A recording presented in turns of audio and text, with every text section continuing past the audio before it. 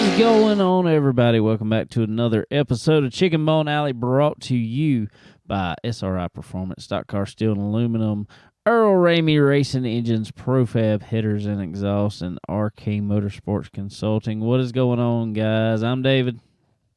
Now, Sterling, what's up, man? Another day. What's going on with you, Yeah, man? You made it through your Monday? I'm trying to get over, you know. You still trying to Can't get seem to over get all that over it. mess? Yeah, I can't get rid of it. Can't get rid of it. It's like sinus infection now Dang. or something. Well, that Keep gets right pretty on old. going, man. Yes, it does. It's done got old, for sure. Damn. Well, But, good old. shit, man, everything's good. Good old changing of weather. That'll do it every time to me. Almost, it seems like. Yeah, it does. Twice a year, for sure. Pretty Yeah. much so. Yeah. Yeah, it's not too bad. It was a good weekend. Had a lot of fun, and Mary Stephen went and picked out her dress down at the beach. I saw that. I went and rode go-karts. Yeah, I went and rode go-karts at K1 Speed down in North part of the beach. So I had fun. Did that while they did their thing. So, yeah, but that was good. There you go. Enjoyed church yesterday. Yeah, it was good. It was a good weekend. There you go. Good stuff. I had a long weekend. Me and Kayla, we had I don't know if people probably saw it on our Facebook and stuff. We started Friday with we headed up to wedding was in Troutman, North Carolina, for Andy and Bree, and Andy's were Profab Headers, guys, if you don't know. But anyway, when we went up there and did live and stuff up there, he was on there. So got to spend the weekend with them. We headed up there Friday evening. We really took our time going up there, that's for sure. Dropped the kids off with my parents. Stopped in Darlington. Kayla's sitting over here. What was the name of that place we ate at in Darlington?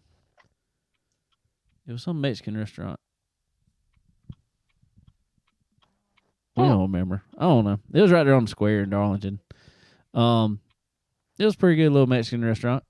And Cool. slowly made our way up there. Well, we did stop at Buc-ee's for that and got us some. I got me some beef jerky and some beaver nuggets for the trip. Yeah, for the ride. For the ride. So we made our way on up that way and stayed right there, actually, right by SRI on Friday night. Got up there about 11 o'clock or so. It wasn't too bad. Like I said, we were taking our time. Wasn't in no hurry. Got up Saturday morning. I'm going to tell you what, we got up Saturday morning. It was cold. Cold up there. It was like 40, it was like 45 degrees. Jesus.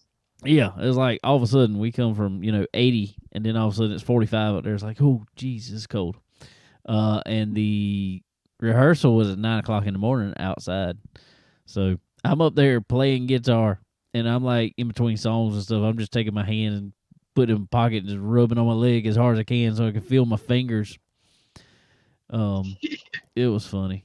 But anyway, we got done with a rehearsal and went to Fresh Chef. Seen last year I'm not last year. First this year. We were at Fresh Chef for the pre-show for the Cars Racing Show last year, and we'll be our first this year, but we'll be doing it again this next year, this coming January. Be back at Fresh Chef again, just throwing that in there, FYI. But we went and ate the rehearsal lunch, I guess we'll say, at Fresh Chef. I ate some, let's see, what I ate. I ate shrimp and grits and it was really good. Really good. Sweet. Kayla had the pork chop. Man, that was a really, really good pork chop. That thing is like I don't know, it's probably 1.25 inches thick. pork chop that they Dang. bring you. Yeah, it's huge. Huge. And good. Oh, my. Ooh. And it comes with fried apples, and it's like this. It's like an apple glaze on the pork chop. Or honey glaze. And, I mean, man, that thing is good. So then we had to go by the store and stuff. Had a few things need to go do. Ran by a couple places up there. Hung out a little while. Then met back up with everybody Saturday. Hung out for a while. Then we went to this place called the Boatyard. The Boatyard. It was a little restaurant, I guess, kind of bar, grill type deal, but they had music there. It was so funny. They had this band there. I have no clue what the name of the band was. I never saw. But they were a 90s rock cover band. And the lead singer was into it. He was living the 90s rock. I mean, that was him. So, but in the meantime, we actually met up with our good friend Earl Ramey. He come along for to join us with hobbling along on his crutches there. He's all beat up. He's all beat up. Falling apart, man. Falling apart. So, but we hung out with him good bit. Left the Boatyard. Ended up going to Saeed's, which is this little hole in the wall, literally. And was really funny because I'd heard about it before, because I actually heard about it from the guys on Door Bumper Clear. They say they hang out there every once in a while, but it's like this huge karaoke staple down there, or up there. And when I say it's a hole in the wall, this place is an old gas station that the front of it is a Pelican's snow cone stand, and the back of it is they got some pool tables. They got a ping pong table outside. They got volleyball courts actually behind it. But they got this room. It's like, I guess it's like the main room there, and it's a self-contained type karaoke system. There's nobody actually up there, no DJ. So everybody's just, well, I was going, they all wanted me to go sing. I ain't gonna lie. They wanted me to sing, and I was going to go sing. I was going to pick something and sing it. There was like a 2-hour wait. Because so many people had signed up to sing. There was a wedding party there. You could tell they just left a wedding and that's where they went. I was like, this place is crazy. So didn't end up singing there. We finally, I don't know what time it was, but we were like, all right, we're going to bed. Got to be up in the morning. So we talked with Earl and his wife, Katie. We were like, let's get up in the morning. They were like, let's get up in the morning, go eat, and all this fun stuff. I said, cool, sounds good with me. So me and Kayla got up the next morning, got ready and everything, messaged them. I didn't hear back from Earl for a little while, which I didn't figure I would. It was too early for him. But no, so me and Kayla went back to Fresh Chef and ate again. I ate ribs this time for lunch, and she had shrimp Alfredo, shrimp pasta. Yeah. And it was amazing as always. Mel Funk and his crew up there got it going on. So then, this is how busy this was. We were wide open. So then, about the time we're finishing up, Earl calls me. He's like, man, I just woke up. He's like, but we got to get up and get going too. He said, we got to go to the store too. Y'all want to meet us at Kohl's? I said, sure, let's go. So we go meet him at Kohl's and everything, and he had to get some pants for the wedding. Pants and a shirt, he said. He lost a bunch of weight too. He said his shirt stuff didn't fit. So he went and got some stuff. Katie pushed him around in the wheelchair this time. He finally gave in and sat in the wheelchair. But we left there, went to his boat for a little while, hung out on the dock, met a few guys down there. It was pretty cool. Big old nice boat. 30, what size is that boat? 40, 42 foot, I think it is. Something like that. Hey, Yeah, big old something gun. And it is called Beers and Gears. That's the name of the boat. that sounds about right. Sounds about right. So anyway, hung out there for a little while. Left, had to go get ready. We actually went to Earl and Katie's house, got dressed, then headed back up to Troutman for the wedding, and got up there, and I had to play guitar and sing. So we had a great time, and Andy and Bree are now married and they're on their honeymoon. So let's you know what? Let's go talk to them. All right, ladies and gentlemen, on the phone now we have the newlyweds, the new Mr. and Mrs. Andrew Garris, Andy and Bree. What's going on, guys? Y'all are heading on your honeymoon? Yeah, we're driving south, headed to Pensacola Beach for the week. Pensacola Beach. Well, fun. Well, yeah, I'm going to tell you congratulations, and I'm going to tell Bree, well, now you got to put up with him, Bree.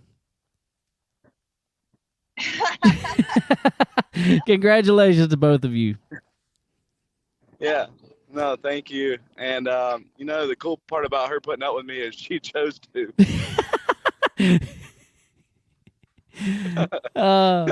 It's fun. Well, I just wanted to call and tell y'all congratulations here on the show since I kept putting stuff on Facebook, So, right, yeah. So, and thank you for what you did. I mean, that was freaking awesome. You rocked it out for sure. No, nothing to it, man. I glad to be there. We were happy to be part of it, man. And but we just wanted to call and congratulate both of you again. And Bree, if you need help, we're here for you. Oh, thank you. All right. Well, guys, go enjoy y'all's honeymoon. All right, will do. We're gonna walk from the hotel to the beach, from the beach to the hotel. That's about it. That's what I was about to say. You got anything big planned, or just chilling out? Heck no, just somewhere to go to get away from life for a little while. What time did the party end last night? I don't know. I mean, it was like 10 o'clock-ish, something like that. I mean, not too late. And there was a few of them went out after, but we didn't go. We were dead. Well, it was a fun weekend for sure. Yeah. No, it for sure was. I mean, everything went smoothly, went as planned, and that's all I can ask for. And now I got a ring on my finger and 2 cars for sale. No, I'm just kidding. I'm just kidding. Now the honeydew list just got longer. That's all I can say. Yeah, I know. I always told people I don't think it's gonna change, but when she got up this morning, she told me to go get my own clothes. Damn! Already. Yeah. Day one. Nah. Oh God. Nah. Well, it was a great weekend and a beautiful ceremony and it was a great time and we sure appreciate you having me and Kayla up there and being able to enjoy it with you guys. It was a ton of fun. No, like I said, no problem. And if anybody needs a good singer for a wedding, I know a guy. Andy said he would sing for y'all. Andy said he would sing for y'all. So that's what he just said. That's all he said. I don't think it's Andy. I mean, I will be glad to sing for anyone, but your guests will leave right away. We were watching some videos of some dancing today, actually, and those are pretty good. So. Yeah, we'll have to send them over to y'all. They were pretty good. I got some moves when I get the little a few beers in me. Good deal.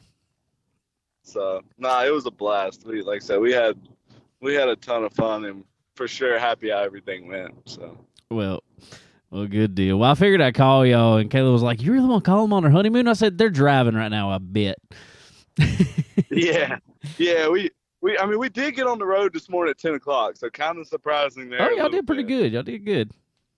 Yeah, so we technically haven't made it to our honeymoon, because if this is a honeymoon, this sucks so far. Nah, it's good. Oh God, driving sucks. Yeah. All right, guys. Well, y'all have a great honeymoon, and can't wait to enjoy it some more whenever y'all get back and get up there and hang out some more some other time and do it all again. All right, man. Well, I appreciate it, and like I said, thank you for everything you've done as well. Not a problem. You. Thank you. All right. Yeah. Well, So how cool is that? We get them on the show while they're on their honeymoon. I don't care. Get them, man. Get them. Nah, congratulations to them again. It was a lot of fun. Had a great weekend. Met some other cool people up there. All this fun stuff. So awesome wedding, beautiful wedding. It was a beautiful venue. It was the venue was called Chickadee Hill Farms. They had mini horses. They had miniature horses and all this stuff over there. It was really cool. It looked like a barn, but it wasn't a barn. I mean, it was a barn, but it was all closed in, doors, everything, air conditioned. Nice stuff. It was really good. It was really good. But it was so funny because it was like it was like a dirt racing convention almost. Yeah, I'm a dirt guy. I talked with let's see who I was there. Carson Ferguson was there. Talked with him a little bit. Alex Hendren was there. Obviously Earl Ramey's there. Kate Dillon, Cars Racing Show. Crate Insider. She was there. Hung out with all them for a while. Tons of people. It's so funny. It's like I told Kayla on the way up there. I said, she was talking about just hanging out with people, and I'm like, all these people are racing people. I said, after you meet them, it's like they become family, and that's who all shows up for everything. Right. And that's how it was up there. So, but no, it was a lot of fun. A lot of fun. We got back home at 12:30 this morning. Oh my goodness. So back at it, I reckon. Yeah. The other day. Well, that's good. It went well. And how was the music? What kind of music they picked for you to sing? It was good. It was I'm trying to remember. There were some Aaron Lewis. Okay. I'm trying to remember the name of the song. I stink with names of songs. I know the songs. I just stink with names of songs. As much as I sing and play and everything else, I don't know names of songs. It was someone. What was the name of the song? The Aaron Lewis song. What was the name of it? I don't remember. Golly. Anyway. Yeah. I did play Luke Combs. Beer Never Broke My Heart. For Cooper, the dog. We played that for him to come down the line. Come down the aisle. The Aaron Lewis song's called Someone. Beer Never Broke My Heart. And Growing Old With You was what Bree walked down the aisle to. Millionaire, Chris Stapleton. That was their recessional. And then I played their first dance. This song called Promise to Love Her by Blaine Howard. Sweet. So, it was good music. Good music. And so we had a great time. We were there's some videos going around. I told Bree that and Andy we'd have to send them some videos of them. It was funny. It was funny. It was hilarious. So, but anyway, back at it for another day of work today. That's it. All the fun must come to an end at some point, I guess. Yep. You gonna bring the cold down with you? 'Cause it's supposed to be cold tomorrow. Yeah, I saw that. It was nice up there yesterday. It was 80 degrees, and I mean, it was perfect. We were just upset because we couldn't go out on. We didn't have enough time to take the boat out because it was a perfect day to go out on the boat. Yeah, it would have been a. It was a nice day. Earl was like, it'd be so good to take the boat out today. We just didn't have enough time. Not enough time in the day. As long as the weekend as it was, and much went on, just is still not enough time. So, but Kayla got to go up there, and that's the first time Kayla's met any of all our people up there in racing, and she I think she loved them all, as I figured she would. Oh yeah, oh yeah, for sure. Can't help but love all them guys. Yeah, we had a great time. It was actually kind of a good little getaway from us. We hadn't gotten away, just the two of us, in a long time. So Right. Yeah. we've had the kids everywhere we've gone. So it was a good little getaway. Good little getaway. So how was the go karts? Oh man, they're pretty good. I don't know if you've ever been. Well, I can't remember if we've been to K1 Speed or not. I can't remember. I think we We've go been to or one not. in Ohio. Wasn't that a K1 Speed? I don't think it was. It I may don't not know, have been. 'cause these things are quick, man. They are very quick. They're electric carts. Yeah. But it's a nice place right there in Ocean Drive in North Florida Beach. I've been a couple times before, but yeah, I went over there and there wasn't nobody there, man. Nobody when I got there, and they said that they had a big event the night before. That was a drift. They had like a drift night, Right. and they put the plastic, the PVC covered tires. Oh, okay. On them, and they get out there and they have drift night. Which would look like it would be really cool, which I kind of had anyway, because doing that, it takes all the rubber off the track. Right. So when I got out there, nobody had hardly been out there yet since then. So he told me, he's like, dude, he said, you ain't going to really make no good times, but he said, it's fun, but you're going to be slipping and sliding everywhere. So I got out there, and you definitely are slipping and sliding everywhere. But it was fun, though, man. We had a good time, and finally, some other guys came out there, and it was fun, messing around with them, trying to figure out how to pass them stuff. Yeah, it's a fun place. I know there's a K1 Speed in Charlotte, I'm pretty sure. Yeah, because Matt Turst Jr. actually at one point in time had a record over there, lap record at one point in time. Yeah.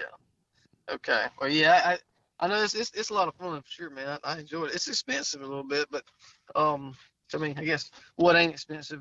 You want to have fun. Yeah, exactly. Yeah. Sweet.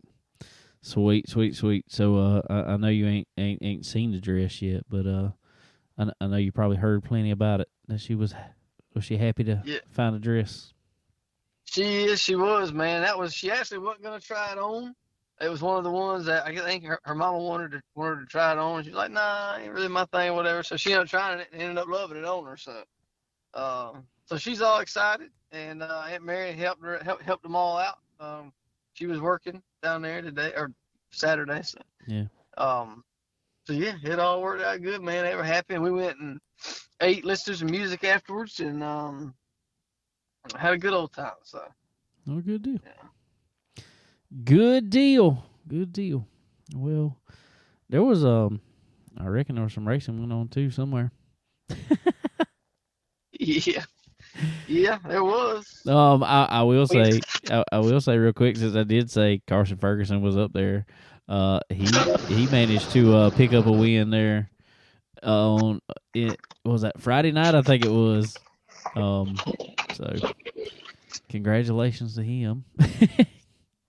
Yes, for sure. But let's see. There's a few things I guess that's going around in the news. We'll go ahead and get to and cover real quick, and let's see. How about I know we talked about the last week with Chase Elliott kind of pushing the cameraman away and stuff. I expected a little bit more of an apology out of him, actually, and I don't know if I should. I never heard him say anything. I don't know. Well, he didn't until I think Saturday, and he didn't even apologize. All he said was, "It probably wasn't a good look for me. Probably shouldn't have done that." Oh, really? That's all he said. Wow. And I was like, man, I guess fans don't need to really hear an apology. The only one he really owes is apologies that cameraman. But I don't know. When you're the most popular driver in the sport, have been for the past couple of years, I just kind of figured, a little more would be said. Yeah, well, I don't know. He's lost a lot of his personality, and we talked about this before, like with Ryan Blaney. Ryan Blaney in front of the camera really seems very mono. He's not very outgoing, talkative. You get him away from the camera and like his own area and his own like his podcast he used to have. I mean, it used to be a really good, he was just a cool. But anyway, where I'm getting at with it is like Chase just seems like he has I don't see how he's the most popular driver, put it that way, because he sure ain't got. I mean, there's nothing. What does he do good for the fans and like good positive attitude? I just don't hear nothing about that anymore. No, neither. That was just kind of a big thing that that's Chase now. So I'm not really surprised about it. That's just how he acts now. So. Shoot, give Ross Chastain or something to a popular driver. He's a lot more outspoken anyway. Hey, and in my opinion, that's what I'm looking for in a popular driver. I mean, popular driver don't necessarily mean, and that's where I kind of got into a talk. I think it wasn't an argument or anything. I guess kind of a little debate the other day. I guess it kind of goes hand in hand though with someone. They were talking about people getting in the Hall of Fame, and I guess that kind of goes with most popular driver. Somebody was telling me, oh, well, they didn't do anything, as far as championships. Why should they be in the Hall of Fame? And I said, look at the name Hall of Fame. It never says it's not the Hall of Stats. It's the Hall of Fame, and I guess it's the same deal as most popular driver. When you talk like that, we're not looking necessarily for stats. You're looking at the most likable person and stuff like that. And man, someone like you just said, Ross Chastain is, to me, way more of a likable personality.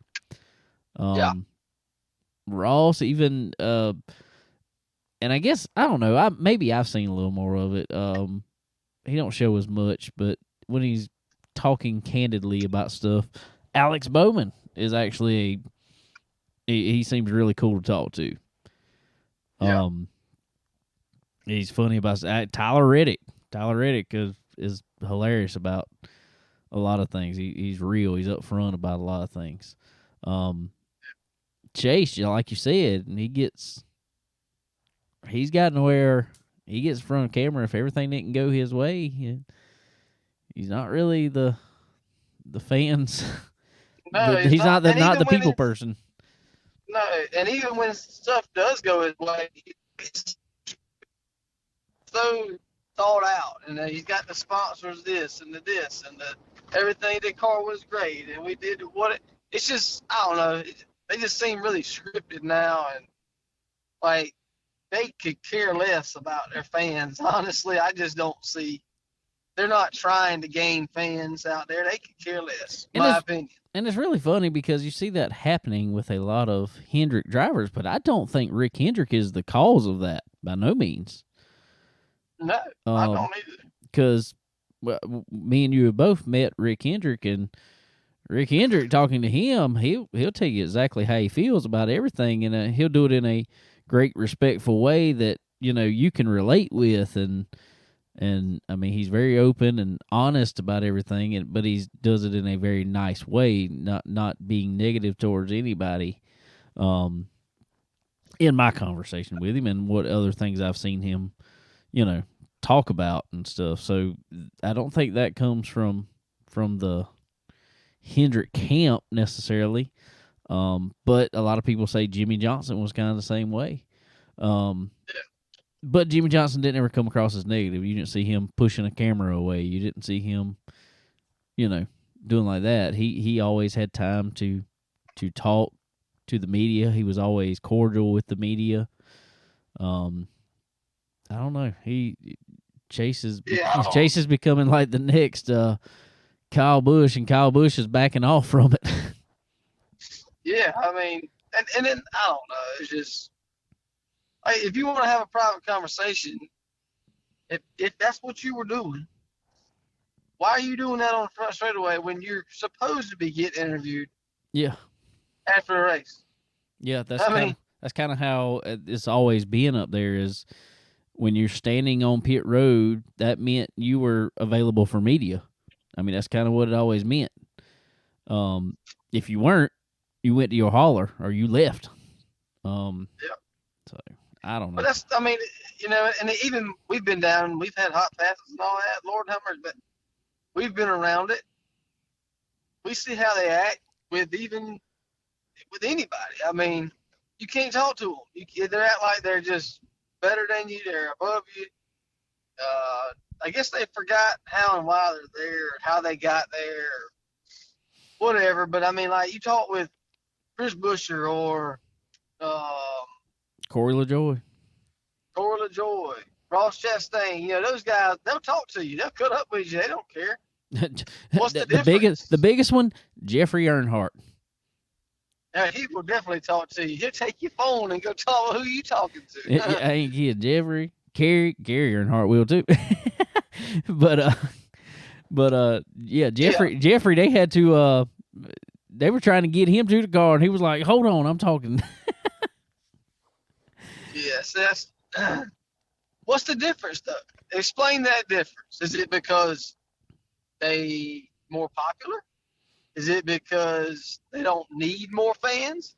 Is it because they don't need more sponsors? Is that what they think? I mean, I don't know. I mean, I don't know. They all act like they just stuck up, can't talk to nobody.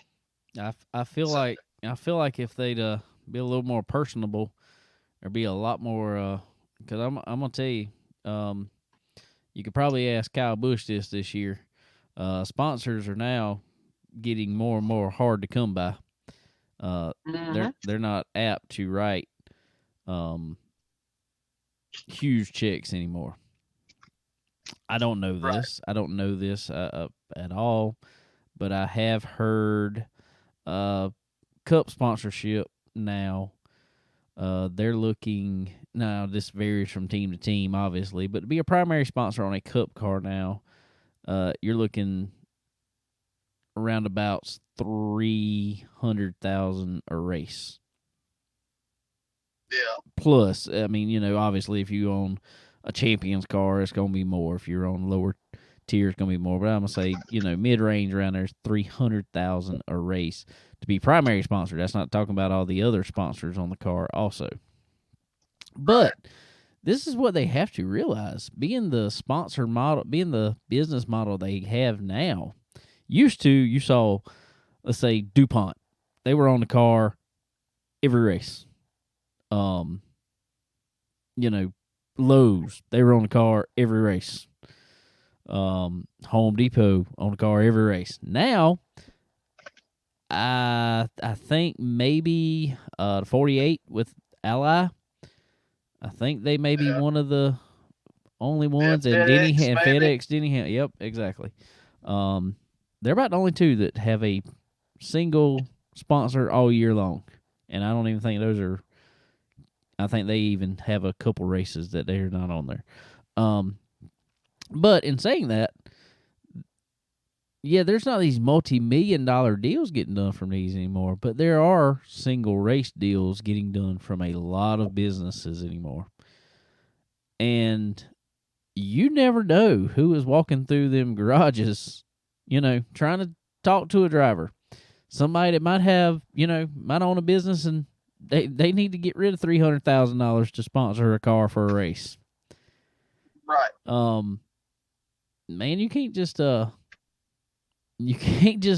act like that to everybody. Well, no, you can't. And I don't know. They just it's too much of a given to them. I think when you start having to, Chase ain't never had to do it. Kyle had never had to do it till now, and you see his attitude changing totally. Is that because Richard told him, all right, you got to change your attitude if you're going to come drive for us? Or is it, I got to change my attitude because I got to have more fans and get more sponsors? Yeah. What is it? I got a feeling both of those kind of go hand in hand. I believe that. But, Chase, he don't have to worry about that. Oh, I don't need to worry about that. I got I'm most sponsorship popular lined driver. up. I'm sponsored by Napa, and I mean, whatever. That's going to start going down the other way soon. I think if it keeps acting like that, because ain't no little kid gonna look up to nobody like that. Yeah.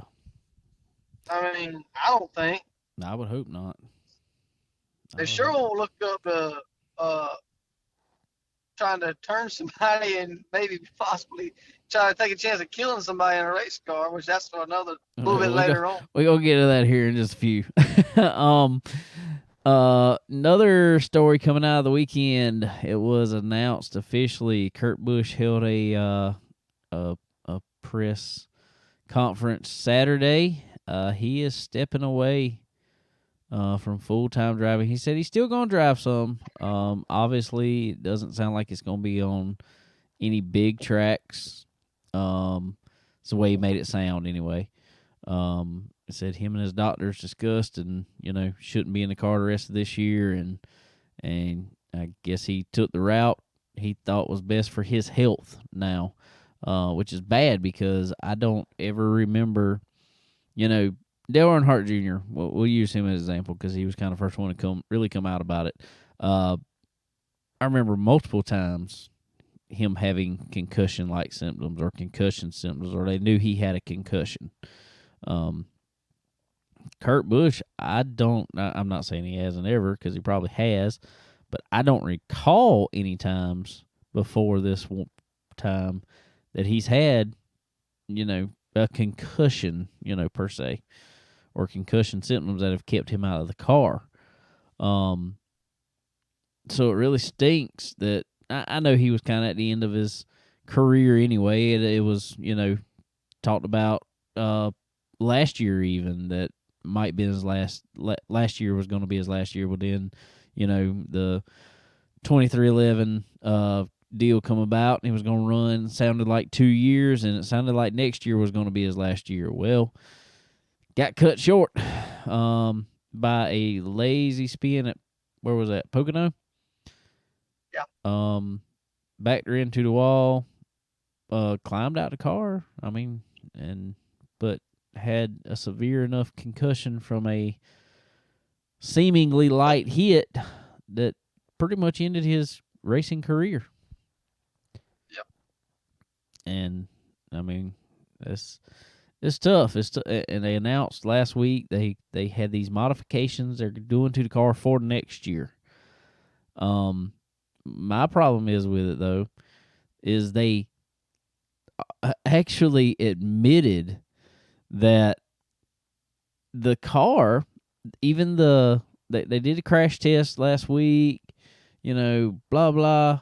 The car, with the modifications they're doing to the rear end, changing material or changing thickness of the bumper, taking out a couple braces here, basically just making the back of the car crush, not be as rigid. But they said the numbers were better with this, but they're still not as good as the previous car. I'm like, right. Are you serious? Yep. Yeah. NASCAR prided themselves and, talked about how much better this car was going to be and it was going to make it safer, blah, blah. And you literally made a car worse. And then even your fix is not as good as a previous car. And, I mean, openly admit that. Right. Who wants to... How can you make a driver comfortable to sit in that? Yeah, you can't. I don't Okay. I don't know. I mean, it's, when you have stuff like that, you have drivers like Alex Bowman who's out now and don't know if he's going to come back the rest of the season. Not really much other than sponsors. Probably not really much reason for him to come back. I don't know. I mean, how do you convince him to get back in the car? Oh, it's better, Right. Yeah. They got a long way to go with that for sure. I don't see how they can. I don't see how they can stand on those grounds like that. Oh well, it's better, but it ain't as good. But let's go back to the other car then. That's what I say. I mean, it put on a lot better racing than this car does. That's the next topic is how bad of racing. To me, this car is, the product on the track is just not good. To me, No, it's not at all. We saw it last week at the Roval. I mean, to me, it's just not good racing. Can't pass. It's like they took everything that was her goal for this car. That's what's so bad about it. Is that was the goal for this car. It was to make it safer and to put a better product on the track, make it more racy, make it easier to pass. And what have they done with either one of those things? They've made both of them worse. Yep, way worse. It's bad when guys can't pass on a road course. Right. I don't understand that. I think some of this is coming from the 5-speed transmission. I think that's one thing, but there's so much aero to it that it's ridiculous. Yep. Exactly. I don't know. I don't know if I personally think they need more horsepower. Just give them 1,000 horsepower. Yeah. Exactly. Take some tire width away and give them more horsepower and let them go. And that's actually the exact opposite of what they did with this car. It's like they gave them bigger tire, less horsepower. So right. Now everybody is just stuck to the track and don't spin. You know what I'm saying? It's just, I don't know. Right. I don't know. I don't know. But who knows? They'll get it figured out here shortly. Maybe, hopefully. Who knows? But anyway, guys, one place that's got it figured out, guys, is our friends over there for SRI Performance. They got all the products you'll need to make a car go fast, handle good, get the best performance out of your ride. And not just for race cars, they got street car products. Make any performance ride even better. So, guys, head over to SRI Performance and get all the go fast parts you need today. Head over to their website, www.sriperformance.com. Load up your cart there. Get everything you need. Anything from all your safety equipment to lubricants, oils, fasteners, and all the big parts. Motors even. They got engines in house. Yep. So head over there. Load up your cart with all the good stuff. Put in promo code CBONE10. That's C as in Chicken. BONE 10. You can get yourself 10% off at time of checkout there. Same deal over at Stock Car Steel and Aluminum, guys. It is time to make them things look better for these big shows coming up. So head over to Stock Car Steel and get all the materials you will need to reskin that ride. Make it look good for these big upcoming races. Make it look good for your sponsors and for your fans out there. Head over to Stock Car Steel and Aluminum. Call them up. Tell them what you need. Most likely they got it. If they don't, they can find it. Now, I don't care if it's some crazy metal that they can only be found in Germany and you need it overnighted. It's happened before. So Yeah, they'll do it. they will definitely do it. They'll help you out all they can. So head over to Stock Car Steel and Aluminum and get all those parts you'll need today. Little more, I guess, as you alluded to there a little while ago, there was some big happenings in one little incident there at Las Vegas this past weekend. I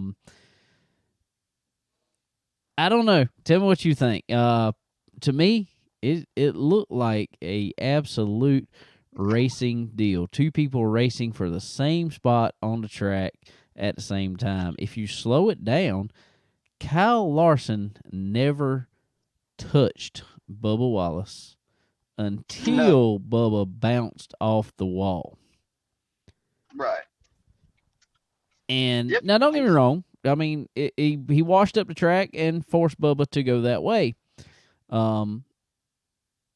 Yes, both of them could have lifted, but this is racing. I mean, I get it. Now, in order to finish a race, should you lift? If I were Bubba Wallace, I probably would have lifted. Just, salvage what we can. Let's don't wreck right here. Right. I don't know. How'd you see it? Well, I mean, yeah, definitely a restart, which I can't remember exactly how close that was to restart. It was fairly close. I can't remember. But anyway, knowing how hard it is to pass there, anywhere, within the first few laps from a restart, everybody tries to do all they can do to get what they can get on those restarts. Kyle had a big run on the back straightaway. He took advantage of it, what he thought was going to be taking advantage of it. And yeah, he couldn't keep the car down. So he washed up and I guess he got Bubba tight. He tightened up and he washed to the wall. Complete racing thing there. I mean, I don't care who that would be. That was just, I mean, it is what it is. Now, is Bubba saying that as soon as he hit the wall, he knew his car was no good from that point? Maybe, because it don't take much side force or side impact to tear up the rear suspension in those cars. Yeah, them toe links are fragile. But did that run through his head in that moment? No. In my opinion, what ran through his head was, I got wrecked, I'm wrecking him. Exactly. That was what went through his head. It wasn't that the car was no longer any good. It was that I'm Bubba Wallace, and ain't nobody going to talk about me or going to touch me or going to do anything to me because I'm Bubba Wallace. That's my opinion. It was a tantrum, in my opinion. It was 100% a tantrum. And, yeah, my opinion, really, ever since the whole thing went down with the whole racial deal and, whatever, all that stuff, his whole everything's changed. I don't know if that's been his selling point or whatever, but his attitude's changed. Like, his everything's changed, dude. Like, he ain't even fun to be around, my opinion. Like, every time I see him, every time somebody talks to him, he's so negative all the time. Oh, yeah. It's like he wants this persona of some sort now. It's like he just can't be him. It's like, I'm a big deal. Something. I don't know. I don't either, but man, I mean, like, dude, he ain't never messed up or touched somebody on the racetrack or pushed somebody high or. I mean, come on now.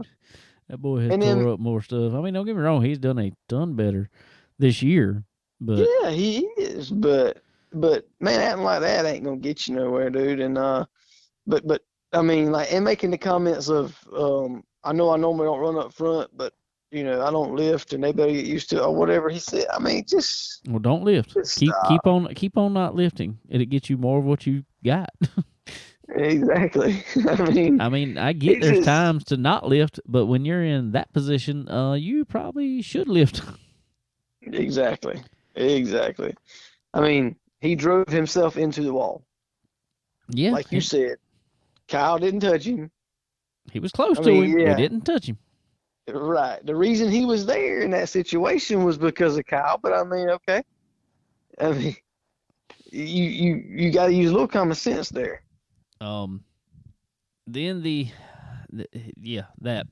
Then the worst part of it, after that, in my opinion, like we just talked about, it come across honestly as a teetotal tantrum, hanging a hard left, right rear Kyle Larson. I mean, while they're still running, I don't know, probably 140 mile an hour or so, At least, 150. Right rear Larson, he left side door slams it, driver's side door slams it into the wall. Fortunately, he was fine, got out. But that could be bad. I guess you you go back to Kevin Harvick and Kyle Busch at Darlington years ago. Kyle did it to Kevin, and the phrase that they said 40,000 times that I got tired of hearing. It's like throwing the gloves off in hockey or something like that. That's saying, all right, time to fight, whatever. I don't know. It's like, man, really? I mean, that was a little excessive in my opinion. well, I agree. But that to me is using a race car as a weapon. Oh yeah, in a sense.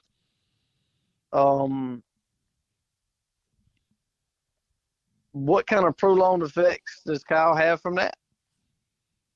Yeah. Does he have any? Does he have any concussion-like symptoms today that he ain't saying nothing about?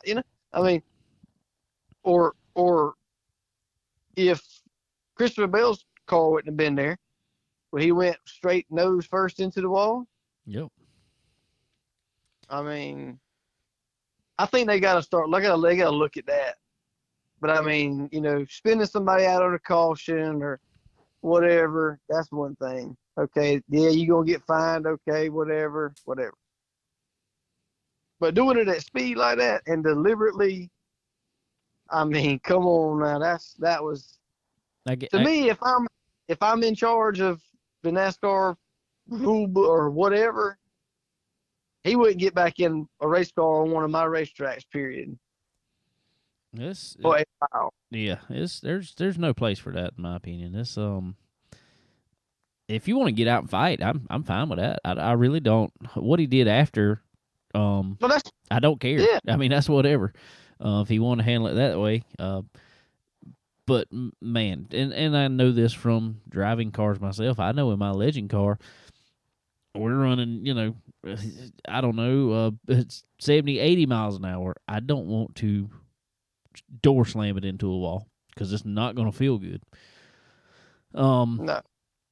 And I would rather somebody got an issue with me. Let's get out the car and take it outside the car. We can talk if you want to. We can do whatever you want to. But doing what he did. But the whole, he went in the interview. And Kyle's crew chief said that wasn't a blatant payback. I don't know what was. Basically, him saying, well, he ought to know better. He ought to know how fragile these cars are, and the steering just didn't work after we hit the wall. And I'm like, no, I saw that car. It was going straight, and all of a sudden it just took a hard left. Oh yeah, and they showed it. I went back and looked at the throttle telemetry, and he had it floored. He had it floored. He was hitting both. Oh yeah, he wasn't hitting brakes. If you did not have control of your steering wheel, you would not be flooring it, going head on into somebody. You wouldn't be doing that. Exactly. He's a joke in my opinion, and we can be. You can call us out for being biased or whatever else. I don't care. I know this. I I don't have to get it from anybody in their opinion. I'm not racist about him or nothing else. I don't really care if you want to say that I am, because you're wrong. I would say that it's about any driver, and I think I actually said it pretty much about Kyle Busch when he did it to Kevin Harvick, because when you do that to somebody, to me, you are a joke. That means you were too scared to handle it in other ways. If you want to, Right. if you want to use a car like that. So anyway, he got out the car, went up to Kyle Larson, and proceeded to keep on pushing, and I think actually took kind of a swing that Kyle kind of blocked and kept pushing and pushing and pushing, and Kyle just kind of kept on backing up. Man, you talk about somebody who had to feel. I don't think he wants to fight. You've never seen Kyle Larson in a fight. I don't know that he's ever been in one, but I've never seen him in one. He's been heated at moments, I guess, but nothing like that. I guess he's kind of the guy that everything's racing. You know, it's just part of racing to him. It seems like. But he didn't want to fight. But how big of a rock and a hard place could he have been in that position? Being, I don't want to get too overly political or whatever else, but everybody knows what he came back from to NASCAR. If he gets into it with Bubba Wallace, what kind of look does he have at that point?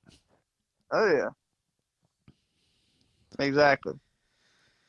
The The media will play that towards Bubba's favor in any way you can. Bad as I hate to say it, but that's the case. Oh yeah. But he handled it. He handled it right, and and again, I don't care who it is. It doesn't matter. It doesn't make no difference. There ain't no sense in that. But it's all in the way he carries himself, man. I go back to that. It's all in that. The way he talks, the way he just walks like he's just above everybody. I don't know. I don't care. NASCAR don't need that in this sport. No. And I think, I don't know, but I've heard some things, coming from Michael Jordan himself, telling Bubba how he needs to carry himself. He needs to carry himself as a champion. He needs to carry himself as a winner. He needs to carry himself, like ain't nobody better out there. Well, I think he's missed that mark, actually. I think he apparently misunderstood it. He has misunderstood the assignment. Yeah. I can understand 100% being confident. I don't mind anybody being confident. But he has a cockiness and arrogance about him now that are not warranted at all. That has not been earned by no means. You've won 2 races in the Cup Series. One was a rain shortened race. You won straight out. Great. Good for you. Perfect. Great. Go be a good winner. Don't get out the car like you did that day, talking about, I don't even remember what he said, but basically that'll shut him up or something like that. I don't know. I mean, just right. Negativity around this dude, man. He's just like, man, be positive. Be happy. You are getting paid millions of dollars to drive a car. I mean, it's tough work. Yes, you're right. 100% is tough work. But you are getting paid millions of dollars to do what you love to do. I get the competitiveness of the sport. I get the desire to win. I get all that. But I've never been one of the people to understand the negativity. No. I don't get that. I don't get why you want to constantly. It's almost like you want to play the victim constantly. That's what he's doing. I don't know. None of what he needs to be doing requires being negative. None of it. No. If you feel like you're being, if whatever, you still ain't got to be negative about it. No. Go out there and change it to a pot. That's my thing. And I ain't saying I'm great at it or whatever, but change it to a positive for yourself. I mean, just, I don't know. You know what I mean? It's like, go out there and if you got these so-called haters, and I hate to tell him, but there was more people on the Bubba Wallace bandwagon than apparently he understands for a long time. Well, people's hating him for all the different reasons now. Yeah, exactly. That's what I'm but saying. They don't realize that. And like, wake up. Yeah, I don't know. But Joey Logano won the race. I don't even know if anybody realizes that hardly. Yeah.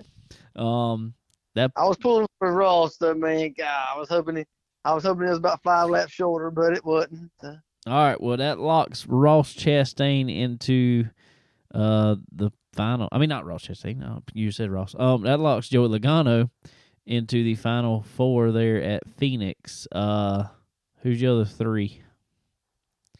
Oh man, I'm saying Ross for sure because just Ross is. It seems like when Ross needs to do it, he's there, man. I don't know. Hopefully that'll come to play because I like Ross a lot. I like he's came from he's just a watermelon farmer, kind of deal. And anyway, for some reason I think Ryan Blaney, man. I do. I don't know why, but I think those Penske cars are tough right now, and I know they tested really good at Homestead, so I say him, and I say probably Chase Elliott.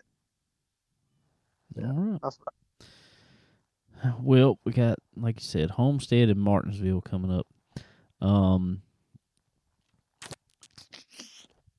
gonna go with you on Ross. I think he's got enough points cushion right at the moment.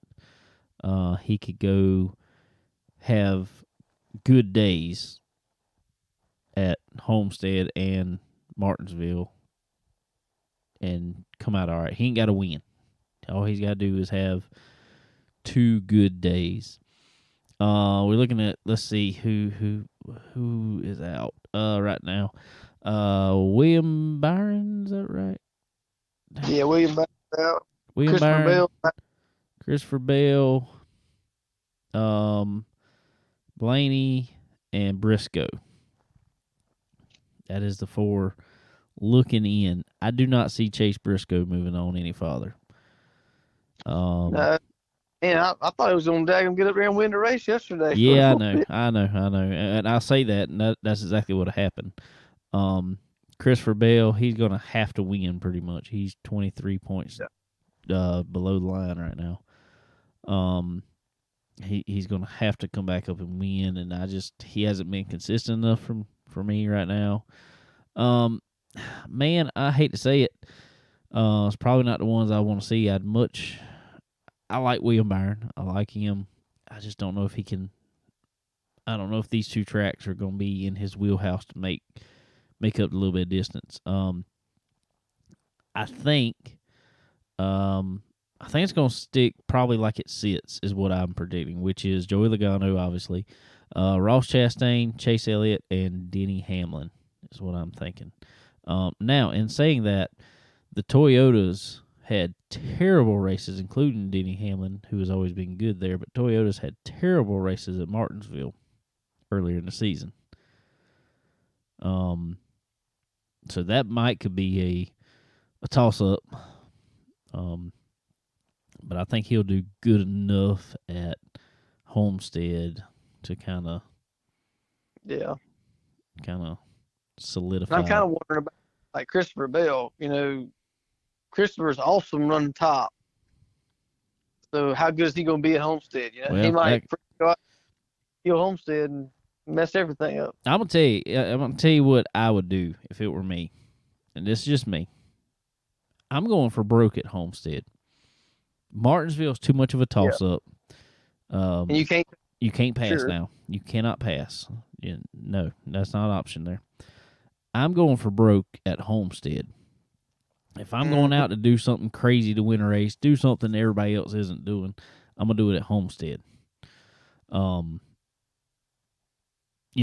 If that involves, if there's a stage coming up and get caution, you know it's going to be a short run, man, I'm going to take tires then. I'm not worried about stage points. And right. I'm going to go try to get the lead. Yeah. And Christopher could do that a lot easier, say, than Denny Hamlin or Ryan Blaney or whatever. Exactly. You know, Christopher could just go. Yeah, and that's exactly what it is. That's exactly it, because he has the position he's in right now, 23 points behind the cut line. You are, half a race behind everybody already. Right. So you got to go for broke. I could see something crazy like that happening. Which would be wild. All right. Out of those four, who you picking for champion?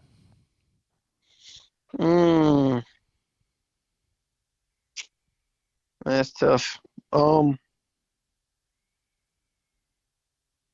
gonna go with Chase. I think Chase is. I just feel like Chase is gonna be there. I'm gonna go for a crazy one, off the wall one here. Well, it's not really off the wall. He hadn't showed me much the second half of the year, but I'm gonna go with Ross Chastain. Hey, I'd love it, man. I would love I would that. too. I would too. Could you see the headlines if he come up and won, and Denny Hamlin didn't ever do anything to him? All the talk that Denny Hamlin had, Right. saying how much he was going to pay him back and all this other stuff, and nothing. And then he come up and win the championship. Oh, it'd be funny, I think. I would love it. I sure would. I would too. Let me tell you something else I love, guys. That is some Earl Ramey Racing engines. Earl. We had some fun with him this weekend, but he is he's down. He's coming off of one surgery, and then not long broke his ankle. But come to find out, last week went back to the doctor, and his leg up about midway his calf there, broken tibia. Also, so they noted, but fortunately that's going to just be, they talk about just a boot, so he could take it off. But he's got to have surgery on his ankle. I have not talked to him today to see if they've called him about it. But he does have to have surgery on his ankle. So y'all keep Earl in your thoughts and prayers there, because he's got to have another surgery. Got to have at least 2 pins, I think they said, or some screws or something like that put in his ankle. Because it's pretty messed up. But regardless of Earl having to go through all that, you guys still go over there and give Earl Ramey Racing Engines a call, because he's got all his guys there at the shop working hard every day. They know the deal. They know what's going on. They are, led by the master, I guess we'll say, Earl Ramey. He's still on the phone with him every day if he's not at the shop. If he don't get Katie to take him up there and sit him at the shop for a little while. So y'all still head over to Earl Ramey Racing Engines. Get all the horsepower you can today. And also, going on those engines, as I talked about earlier, our friend Andy is out of town for a little while on a honeymoon, but you're still going to want to get some Profab headers to go on that Earl Ramey Racing engine, because Profab headers are number one header in the racing market, period. Their quality. Their slogan is they are quality that wins, because it is true. That's why. It's because it's true. Some of the best quality hitters, and man, I know you can talk about that a little more. I mean, they're some of the best looking hitters you'll ever see. Absolutely, sure, man. Like we said, always the second to none is the welding work, the fabricators they got there. They got the best, man. They've done took them all up. So, definitely good stuff and good looking stuff, and you ain't got to worry about it. You ain't got to worry, it ain't gonna fail on you. That's right. So y'all head over to Profab Hitters and Exhaust. Pick yourself up some today for your ride. little bit of dirt action this week. Young man who has been on our show before, almost a year ago. Garrett Smith took home $100,000 That's at the awesome. Dirt Track World Championship in Portsmouth, Ohio. That surprised a lot of people, I believe. A whole lot of people. And I mean, it wouldn't because, now don't get me wrong, Brandon Overton, I think, had a tire go down. He was running up there for a little while. Then our buddy Chris Ferguson was running third, right rear gone. Track was in rough condition from what I heard. Pretty rough. But that's kind of normal for that track, you know. Yeah. The way that track gets flooded pretty much every year. I guess it just does something to the dirt. And track was in kind of rough shape. But I mean, everybody's got to race on the same thing. That's one thing about it. Everybody's got to race. I would love to see the right rear that come off of Garrett's car after that race. Man, I saw the right rear came off Chris Ferguson's car after it blew, and it was shot. There was left. No, I mean it literally, the reason it went flat is because it just wore through. I mean, it wasn't like nothing cut it; it just wore completely through, which is crazy to me. I know there's these different compounds of tires you can go with and stuff like that, but man, that's a 100-lap race, right? Yep. Yeah. It's crazy to me them tires doing that in 100 laps. Yeah, I kind of wish they would. And I know it would change up a lot, but man, you go halfway and let them at least change right rear tire, all of them or whatever, because we saw that. I mean, that happens about every time, man. That's tough, especially like Chris. You know, running fifth, sixth. He was running third. He was running third when the tire went. That's right. He was running third when. Yep. They went from like $12,000 or 10 whatever grand to $2,000 or whatever. I mean, that's major, dude. And, I mean, clearly he wasn't the only tire that was happening to. Oh no, there was tons of them. That was a common occurrence of the night. Brandon Overton, same deal. Excuse me. It's tough. It's tough. I guess you got to. I guess this is some give and take. I guess you can be aggressive on it, and I guess that's what you get is, you know, things like happen to Chris there and stuff, or you can. And I'm wondering if there's something to be said about, you know, Garrett led flag to flag, all 100 laps. He led the entire race. The only other person to ever do that was Scott Bloomquist. He is now the youngest person to ever win that race. He beat Brandon Shepherd's record. Garrett's 19 years old. I texted him the other night. I told him, just told him great job. It was cool to see that. He must have had, thousands of people text him probably. It was like a day later he texted me back. So, it is, I guess, I don't know, slow and steady wins the race, or do you think there's something to be said for being out front? Because as we know now, people, it's just dirt car. No, there's a whole lot of aerodynamics in the dirt car now. You think that's got something to be said for it, too?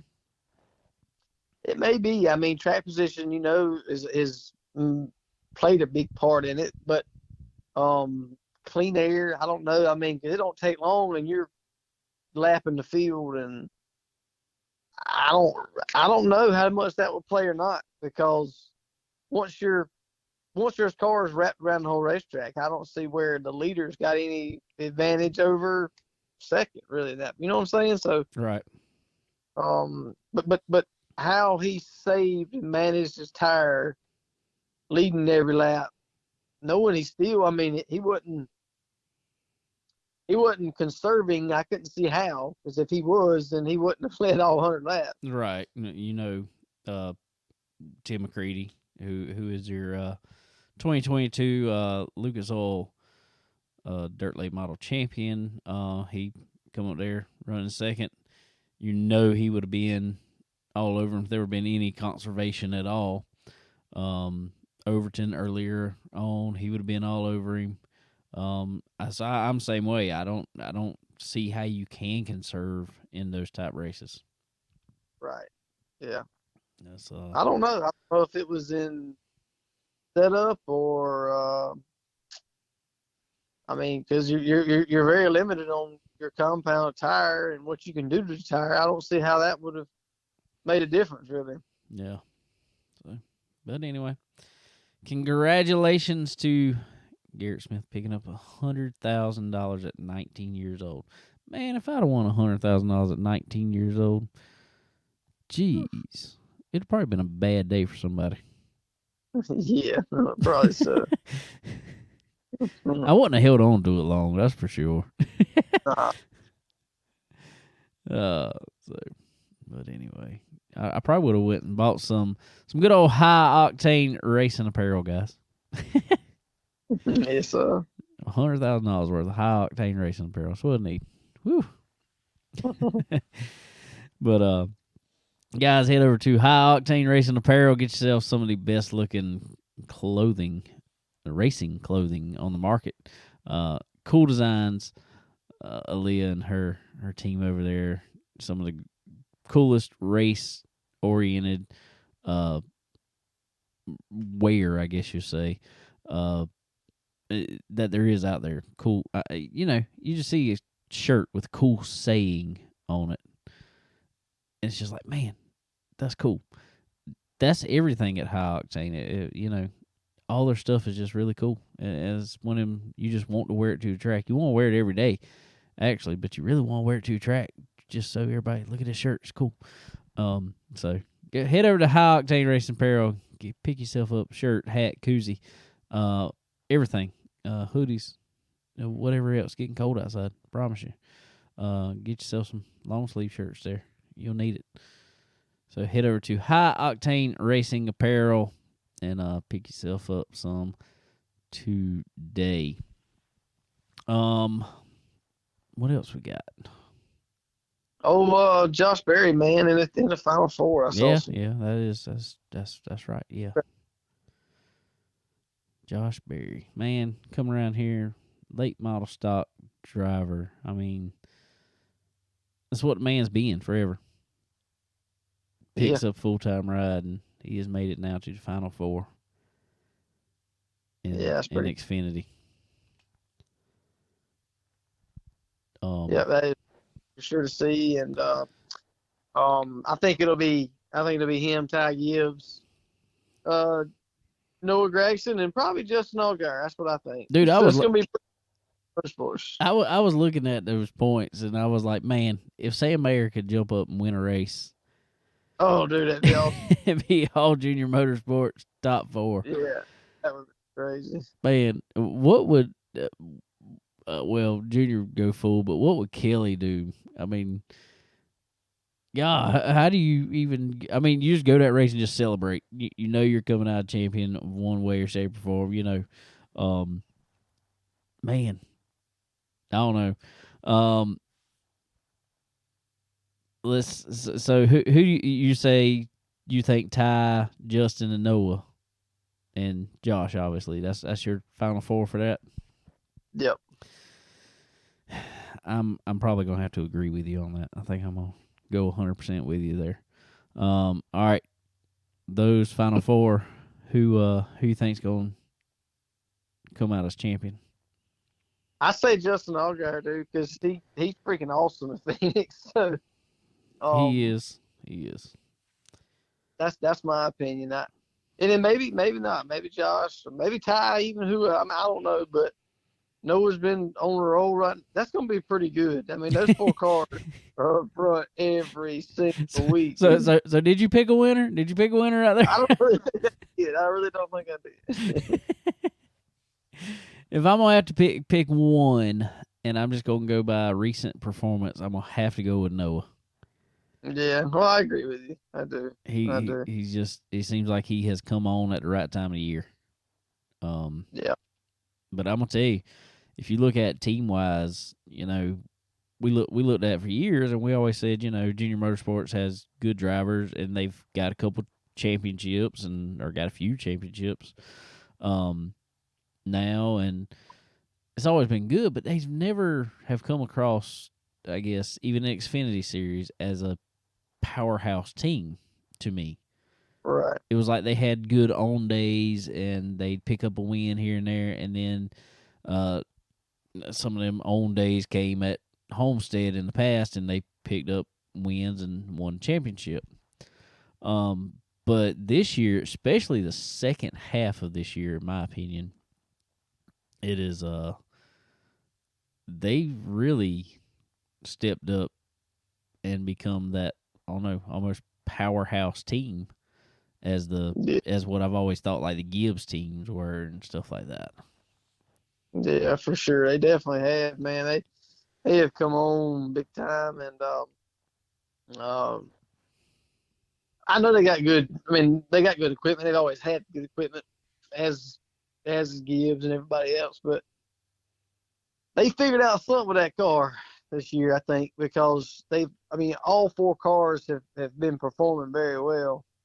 Like you said, it ain't just been like a hit or miss deal. It's been all of them been up there, and so yeah, I don't know, man. I'm kind of interested to see what's gonna happen, and I kind of talking about Ty Gibbs. I think Ty might need to stay in there another year, man.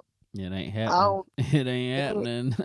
No, it ain't happening. But man, I think he's got to have a learning curve in that Cup car, dude. Well, I agree with that. But at the same time, the Cup car is just so different now that I don't think putting yourself in Xfinity for another year, I don't think that's helping you in Cup necessarily. Now, I mean, far as the other outside car stuff, far as, with sponsors and media and just, that other type stuff, yeah, another year will definitely help you in that.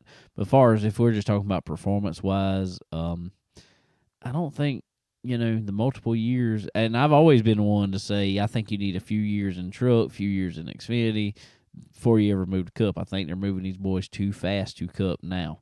Boys and girls, we'll say.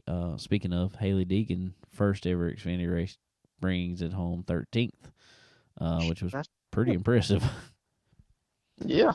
But I think they're moving them too fast at too young an age into the Cup Series now. But in saying that, I think driving the Xfinity car now is so much different than driving the Cup car that I don't think driving the Xfinity car is going to give you any good habits going to the Cup car, So I don't know that that's a huge help right now as far as driving wise. Right. No, I agree. I mean, respectful thing, like you said, is a big deal, and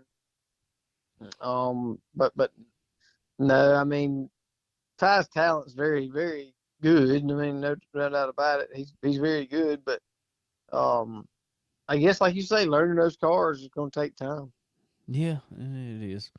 I don't know. I don't know if we'll see any different out of him when he just hops straight into Cup car every week. I mean, that's what he's doing now. He's running Xfinity, and that's what he's really focused on right now because they know they're going for a championship. So they're just out, get seat time.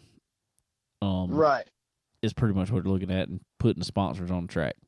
That's all they're doing right now in the Cup car. It's like just don't tear the car up if you can, and whatever. So, and we know Noah. He's said it openly. He's probably giving 80% out there in a Cup race. Yeah, he ain't gonna try to jeopardize. Hopefully, getting him a Xfinity Championship before he moves up to Cup. So yeah, you're right there. Exactly. So I mean, once they get in the Cup car, I wonder if we're gonna see a difference. But I also wonder, like Noah when he says he's out there giving 80%. Well, you kind of get used to giving 80%, and that feels like you're pushing it eventually. It's like, you might be setting yourself up pretty bad there. Yeah, So yeah, for sure. It's gonna be interesting to see. And I kind of like to see, this is far fetched now, and I'm not saying this would happen, but just say, for instance, okay, something bad happens with Alex Bowman, and health-wise, he can't come back and race. Man, I would sure like to see Noah in that 48, then going to Petty or whatever. You know what I'm saying? GMS, yeah. You're right. But I mean, he can't now because he's done signed that. I would assume. Yeah. I don't know. But I thought about it the other day. I was like, crap. I mean, because we all know a concussion is a serious thing. I mean, some people can't come back from it. Right. And I hope Alex comes back just fine. I hope so too. Yeah. The way it was, brought across is just he basically. I think he's gonna sit out the rest of the year, because he's got nothing. Yeah, there's kind of no sense in coming back. Exactly. I mean, nothing to gain there, yeah. Right. So, but yeah, you're right. That would stink. Who would they put in it? Right. I don't know. But there again, I'm like, man, I'd love to see Justin Allgaier back up in the Cup Series. Yeah, I'd love to see that too. And that's one for a, one of my, I guess fan favorite. If I had a fan vote for whoever to win championship, it would be Justin Allgaier. Just because I've seen the work that boy puts in. Yep. We've seen him literally in the garage at Darlington, re-lettering the car himself, out there putting vinyl on the car from where he scraped the wall, so he's out there working on the car. And that you don't see anymore. But he's one, and I think it seems like everybody that runs at Junior Motorsports, I guess that's because that's how Junior ran up until he got to the Cup Series, at least. He kind of was a little hands-on with everything. He knew how to build a car. He knew how to build he built street stocks. He built late model stocks.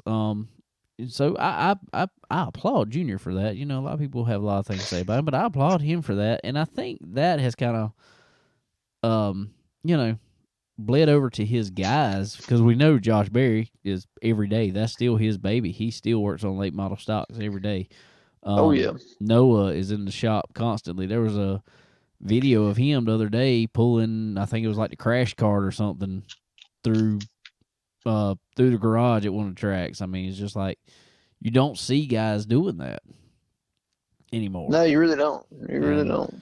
And I think that's just the culture over there. It's like everybody's hands-on, and those guys have and I've always thought that if you got to work on it or you have to do anything on it, you have a little more respect for the car, and you have a little more respect for everybody out there on the track.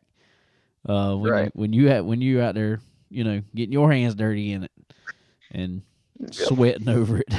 So I don't know. It's pretty cool.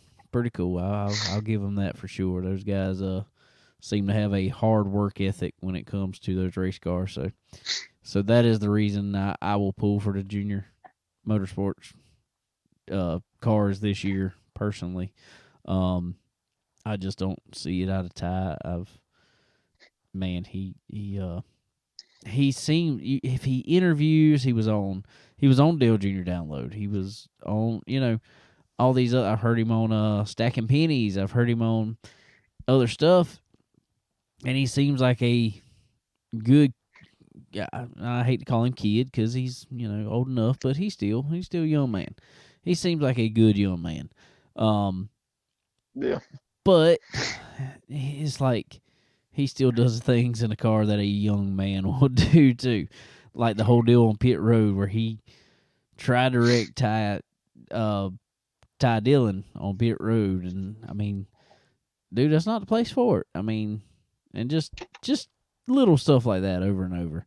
He's constantly having to apologize for something. And it's like, man, you got to stop doing the things that you got to apologize for all the time. Right. Well, it's kind of like he's never had consequences for his actions. Yeah. Kind of what it's like. And so, yeah, I mean, he's why would he? You know what I'm saying? Because he gets everything handed to him. I mean, he was really bad back when he drove late model stuff. We saw that. Oh yeah. Gracious, you know.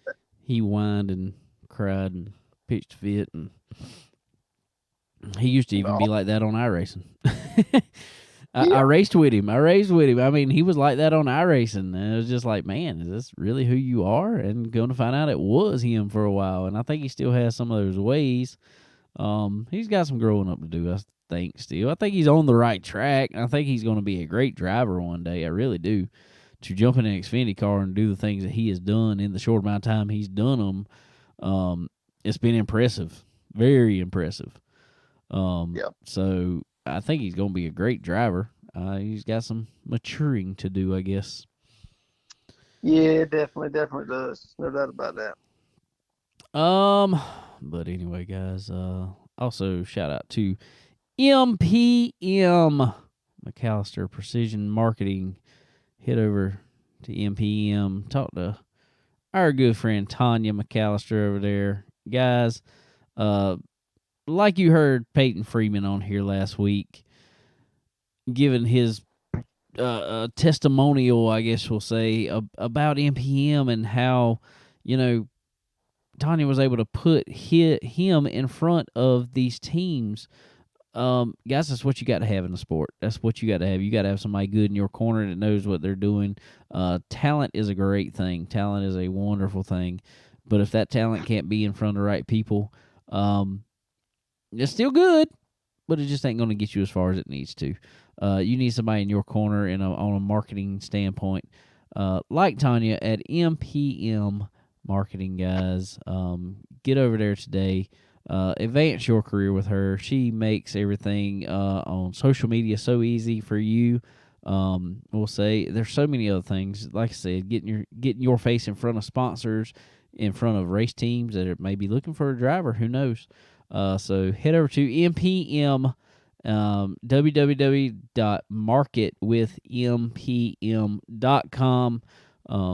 Get yourself lined up today to get in some of the best rides in front of the best sponsors with a great marketing team. So head over to MPM. Tell Tanya we sent you. What else we got? Man, I think that's about it. I'm going to try to find me a flannel here for too long and get ready for some firewood. And man, that wind was getting up out there a little while ago. Is it still windy?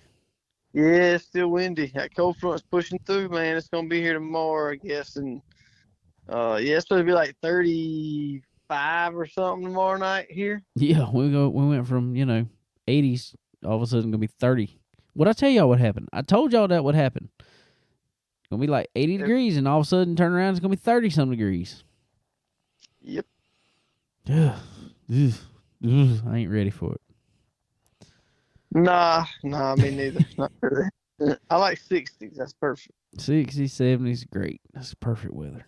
Perfect weather. We talked about the car a little bit last week. I will throw this in there. How we had something go out on it. I thought it was just spark plug or wire or something like that. Well, guys, we had a little more issue than that.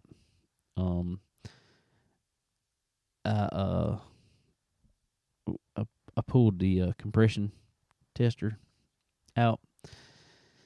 Went to plug in cylinders in our number 2 cylinder, only putting out about 70 pounds. It's supposed to be up around 130-ish. That's not good. No, not good at all. So fortunately, I do have another motor. I don't know how great it is, but we're going to put it in the car. I think we're going to try to run Florence Motor Speedway this weekend, and it's probably going to be our last race of the year. So gonna throw that in there. But I will throw out there, guys. Anybody looking to sponsor a race car? Hit me up. We trying to do some big things for 2023. Would help us greatly. I can hook you up with some awesome sponsorship opportunities there. We can, not just being on the car. Obviously, you're gonna get talked about on Chicken Bone Alley. I like to do a lot with the people that help us out. That's just what I like to do. So y'all, if you're looking to get on a race car, I've already had one reach out, actually. I hope I can be sharing it real soon here. Sweet. So anyway. All right, guys. Well, as always, everybody, we want to thank our partners that we have now. SRI Performance, Stock Car Steel and Aluminum, Earl Ramey Racing Engines, Profab Headers and Exhaust, RK Motorsports Consulting, MPM High Octane Racing Apparel. Also, guys, head over to Checkered. They are the race hub. They are social media for all things racing, guys. So y'all head over to Checkered. Get on it today. Also, Forward Bite Apparel, guys. Also, Coltrane Vanderheiden over there with Forward Bite Crew. Wrapped up his points, brought it home second in the Rookie of the Year standing, National Rookie of the Year standings in the 305 sprints, Race Saver 305 sprints. That's pretty daggone good achievement. And other than that, I think he was 8th overall in national points. I think it was. Yeah, that's huge, man. That's really good first year. That is a awesome rookie season. I don't think you can ask for much more than that. No. And the rookie standings were so close. And the way they do it, it's kind of done. It's not you racing at the same places. It's combined from, whatever track you race at. So being able to keep up with that, somebody might have, the one that beat him might have raced more than he did. Who knows? And he collected more points. I mean, that's how you do those games. So it's crazy. But that's a awesome rookie year. So y'all go check out Coltrane and the Forward Bite crew over there, and they'll be bringing some big stuff to you in 2023.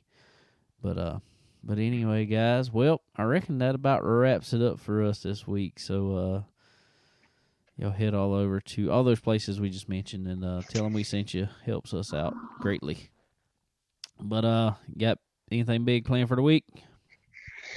I don't know, man. Try to get a little work done, and that's gonna be about it, I hope. And just to keep on getting better, get over this sickness, Yeah, you better get you plenty of firewood. Stay warm. That ain't lying. All right, then, guys. Well, we sure do appreciate y'all listening, and we will check y'all next week. Later.